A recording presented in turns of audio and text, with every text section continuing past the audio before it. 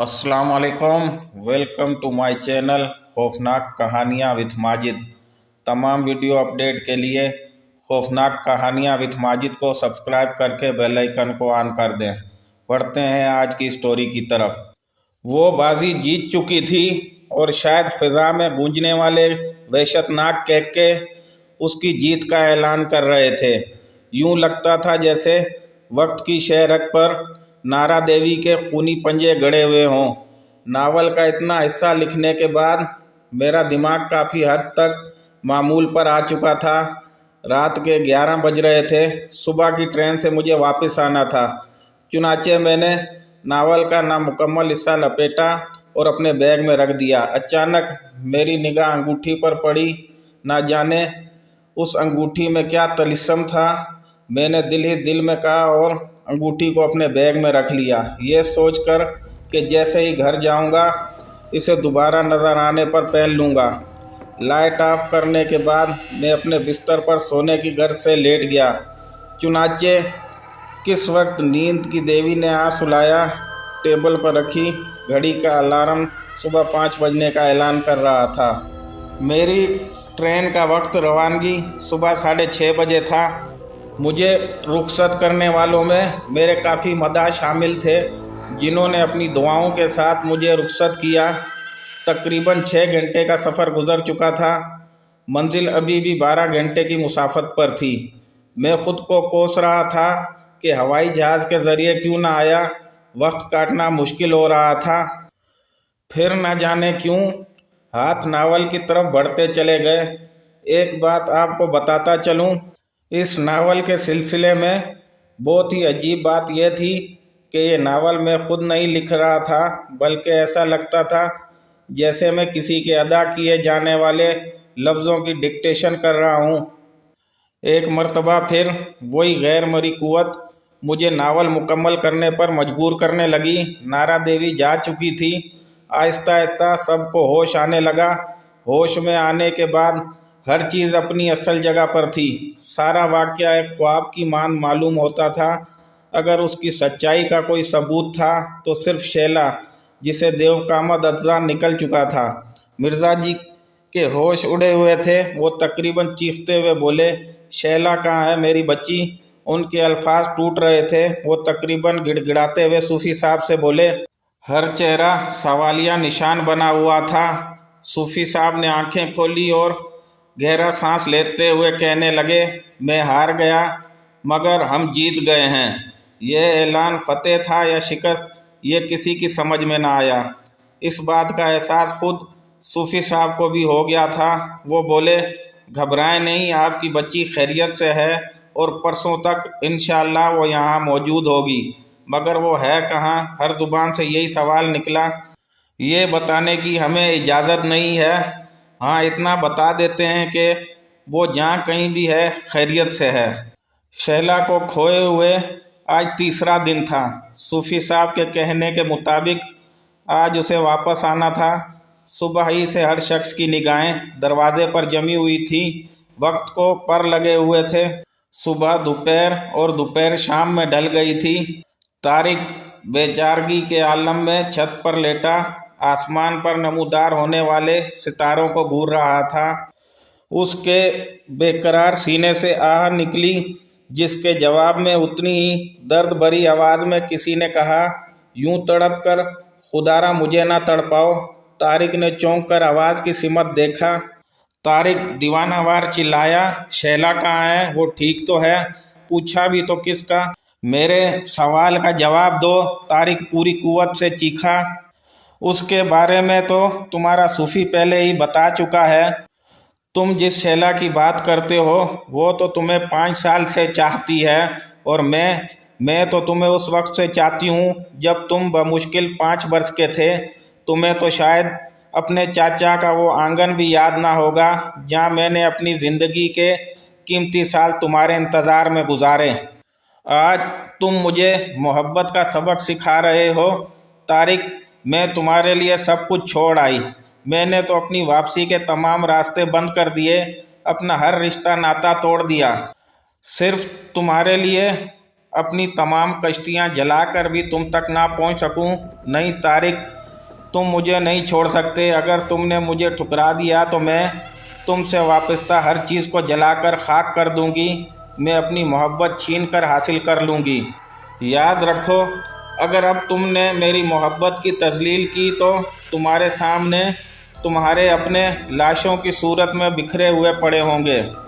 मैं हर घड़ी तुम्हारी हिफाजत करती रही, इसलिए कि मुझे यकीन था कि तुम सिर्फ मेरे हो। तुमसे दस्तबरदारी का तो सवाल ही पैदा नहीं होता। जाओ, सोचो और ऐसा फ़ैसला करो जो सबके लिए बेहतर हो। तुम्हारे पास आज रात है। अगर तुम्हारा जवाब ना में हुआ तो तुम्हारे अजीज़ों के खून में लिथड़े हुए चेहरे तुमसे सवाल करेंगे। मैंने तेरी खातिर अपना सब कुछ छोड़ दिया। अब भी अगर तू मेरा ना हुआ तो तुझे पाने के लिए एक एक चाहने वाले की बलि लूँगी। तारिक का ज़हन सोचों में उलझा हुआ था। उस वक्त उसकी निगाहें भी दरवाजे पर लगी हुई थी। तीसरे दिन भी इख्तिताम पजीर होने को था। अचानक दरवाजे पर दस्तक हुई और सामने शैला खड़ी थी। ज़ब्त के तमाम बंधन टूट चुके थे। वो अपनी सास यानी बेगम मिर्ज़ा के कंधे से लगी फूट फूट कर रो रही थी। मिर्ज़ा जी को अपनी आंखों पर यकीन नहीं आ रहा था। वो बोले, बेटी तुम कहाँ थी? बेगम मिर्ज़ा, जो शैला की हालत से परेशान थी, ज़ोरदार लहजे में बोली, बच्ची को थोड़ी देर आराम करने दो, खुद ही बता देगी। शैला सबकी सवालिया चेहरे पड़ चुकी थी। उसने फ़ौरन जवाब दिया, मैं वहीं थी जहाँ शार्क भाई थे। सबको हैरत का झटका लगा कि शार्क तो किसी बुज़ुर्ग के उर्स में शिरकत करने गया है। सब उस वाक़े की तफसील जानना चाहते थे। शैला भी सब की बेकरारी समझ गई थी, लिहाजा बोली, जब मुझे उस खौफनाक अजदे ने निकला तो एक लम्हे के लिए मुझे महसूस हुआ कि मेरा दिल धड़कना रुक गया है। एसाब पर इतना तनाव था कि मुझे अपना सर फटता हुआ महसूस हुआ।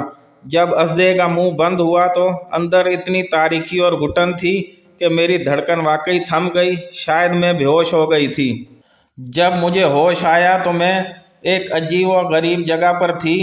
अजीब बेढंगा हाल था। ऐसे महसूस होता था जैसे किसी गार का अंदरूनी हिस्सा हो। अजीब, बेहुदा और दहशतनाक नक्शा था। पत्थर की दीवारों में बेढंगी दरारें थी। दीवारों पर अजीब व गरीब तस्वीरें कंधा थीं जो आधी से ज़्यादा जालों से ढकी हुई थीं। बाकियों पर भी मकड़ियाँ और हशरातुल अर्ज़ चिमटे हुए थे। अचानक मेरी निगाह गार के नाहमवार फर्श पर पड़ी। एक लम्हे के लिए मैं चीख उठी। मेरे इर्द गिर्द बल्कि चारों जानिब सांप ही सांप थे, हत्ता कि मेरी टांगों तक से लिपटे हुए थे। कुछ मेरी कमर पर रेंग रेंग कर गुजर रहे थे। मैं दहशत से उठ खड़ी हुई। मेरा शऊर जाग चुका था। मैं सांपों को अपने वजूद पर रेंगते हुए महसूस कर सकती थी। लेकिन एक बात मेरे लिए काबिले हैरत थी, वो ये कि इतने सांप होने के बावजूद भी किसी ने मुझे डसने की कोशिश ना की। फिर शोलों की रोशनी में मुझे वही नारा देवी नज़र आई। वो जैसे ही अंदर दाखिल हुई, उस माया गरूर ने मुझसे कहा, देख खुद को और फिर मुझको और ख़ुद ही फैसला कर, तारिक पर किसका हक है। क्या तुम जैसी हकीर लड़की का मेरे मुकाबिल आना दानिशमंदी है? तुम किसी बात में भी मेरा मुकाबला नहीं कर सकती, फिर भी तुम मेरे मुकाबिल आ गई। मुझे आज भी तुमसे हमदर्दी है। अब भी तुम पर रहम करती हूँ और फैसला तुम पर छोड़ती हूँ कि खुद ही अपने लिए कोई सज़ा तजवीज़ कर लो, मगर यह ख्याल रखना कि सज़ा मेरे कहर के शान शान हो। मैं इर्द गिर्द के माहौल और अपनी हालत ज़ार को देखकर अपने लिए किसी आसान मौत का तरीका सोचने लगी। मरना तो मुझे था ही। शायद देवी मेरी सोच पढ़ चुकी थी। उसने मेरी तरफ फातहाना निगाहों से देखा और बोली, फैसला नहीं हो रहा तो हमसे मदद ले लो, हम कोई आसान मौत तजवीज़ कर देते हैं। उसकी निगाहों में मेरे लिए तमस्खुर और हकारत थी। फिर उसने अपनी उंगली का रुख मेरी तरफ कर दिया। एक आग का शोला उसकी उंगली से निकलकर मेरी जानिब लिपका। मैं आंखें बंद करके मरने के लिए तैयार हो गई। इससे पहले कि वो शोला मेरे सीने से टकराता, एक हाथ खुद ब खुद नमूदार हो गया आग की लकीर उस हाथ में समाने लगी और आखिरकार ख़त्म हो गई। आहिस्ता आहिस्ता हाथ के साथ बाजू और फिर पूरा वजूद नमूदार हो गया। ये शार्क था। शार्क का रुख देवी की जानिब था। उसके चेहरे पर मुस्कुराहट थी। वो शान बेनियाजी से बोला, इतनी भी क्या जल्दी थी, कम अज़ कम मेरा इंतज़ार तो कर लिया होता। वो खिलखिलाकर हंस दी और शार्क से बोली, मैं क्या करती, ये लोग फिर किसी मस्करे को उठा लाए थे मुझे तेश दिलाने के लिए।